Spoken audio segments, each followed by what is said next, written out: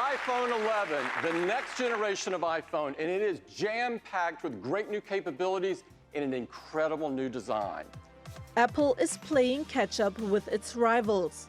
Its new iPhone has 3 cameras on the back, a feature other smartphone makers introduced some time ago.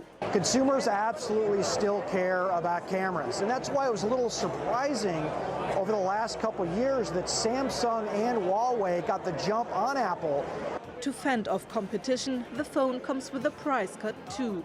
That iPhone 11 at $699 is a really aggressive price, especially amidst all of this trade and, sort of tariff talk that people were thinking they were going to absorb that and raise those prices.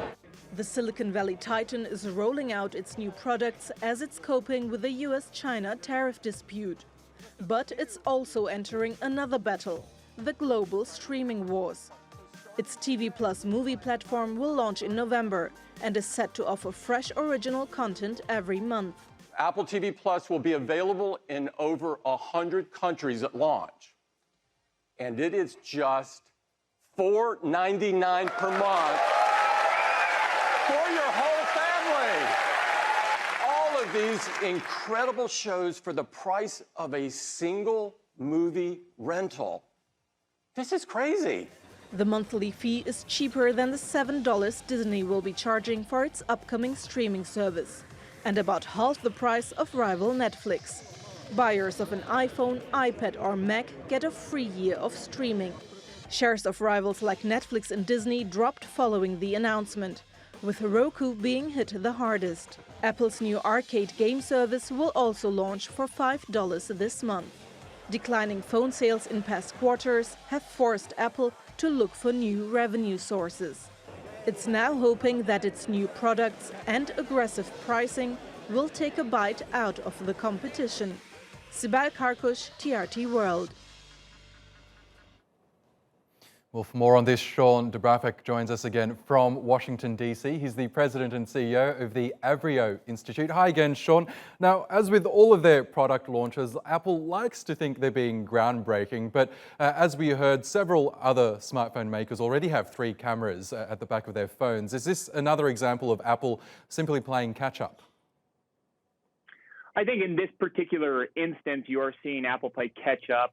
The camera aspects have become a key component of the mobile phone ecosystem, and Apple recognizes that and is building out that functionality in their device. At the same time, there are areas where Apple continues to lead the market. They're really pushing services.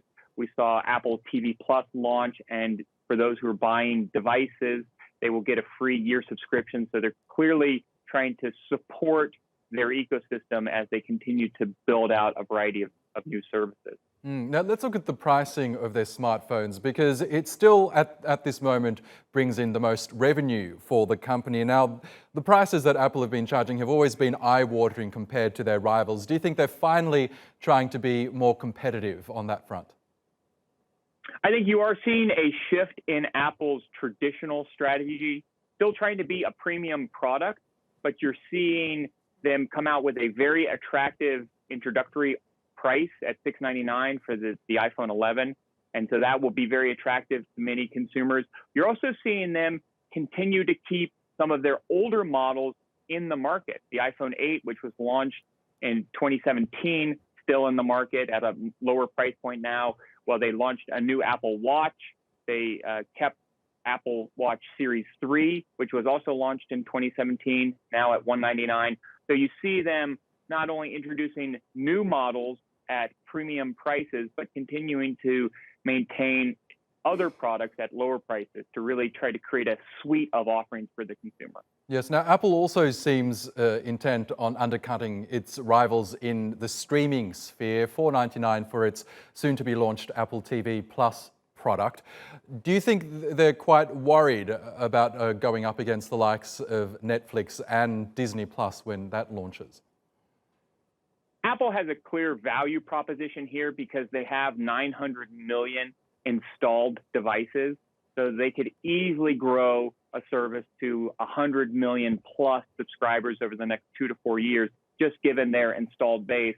On top of that, given the millions of devices that they sell each year, all of those subscribers will now get access for a year to the service. They'll get comfortable with it. They'll see the value.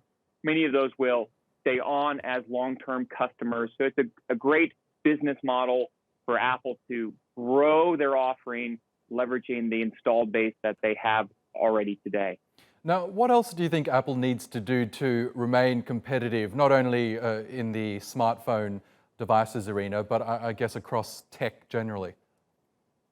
Certainly, when you look at services, they've got to continue to offer a very compelling array of services. With content, they need to offer compelling content. It might be just $4.99 a month, but it's got to be something consumers want to buy and want access to. The other streaming service providers recognize that that is a very difficult environment, a very cutthroat, competitive environment where you have a consumer that's continuously demanding more.